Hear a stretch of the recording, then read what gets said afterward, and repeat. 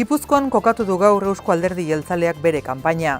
Goiz eta arratsalde, agintari eta hautagai gipuzkoarrak izan dira protagonista, eta gaiak ugari. Joseba Egibarrek, Gipuzko Buru Batzarreko presidenteak, Euskaldunon boto bakoitzaren garrantzia azpimarratu du. Euskal agenda bezala, Euskal herritar bakoitza ere Madrilen errespetatua izan dadin. Esaten degunean, etorkizuna eraiki nahi dugula, herritarrei zuzenean esan nahi dioguna da, berak bere boto horrekin duen indar hori erabili dezala. Indar hori erabili dezala gauzak aldatzeko, errespetatuak izateko.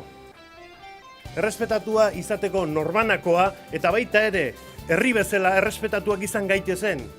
Arantxa Tapiak ekonomiaren garapen eta lehiakortasun sailburuak ere hitza hartu du eta Euskadi lanaren eta akordioen adibide dela adierazi du. Ageriko da hori adibidez, turismoaren legearen gaiari erreparatzen badiogu. Gaur turismo lege bat onartzeko prest gaude eta antolatuta edukiko ditugu. Gainera sektore guztiaren ikuspegiarekin eta babesarekin, eta hori oso garrantzitsua da. Ze gure egiteko modua da adostasunaren ikuspegitikan eta akordioaren ikuspegitikan, ez inposaketa erabiliz. Gipuzkoatik Espainiako Kongresurako zerrendaburuak turismoari helduz zera azpimarratu du.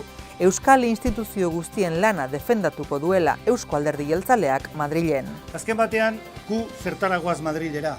Bi gauzatara. Bat, alde baterik, erakustea hemen gauzak nola egiten diren, besteak beste leku batzuetan ez direlako horrela egiten, eta aldarrikatzera jaurlaritzak egiten dituen gauzak, diputazioek egiten dituztenak, udalek egiten dituztenak, eta gizarteak egiten duena, behar bada, hain ongi egiten ez duten lekuetan, gu kritikatu beharrean, kopiatzea hobe izango luketela Espainiako leku askotan.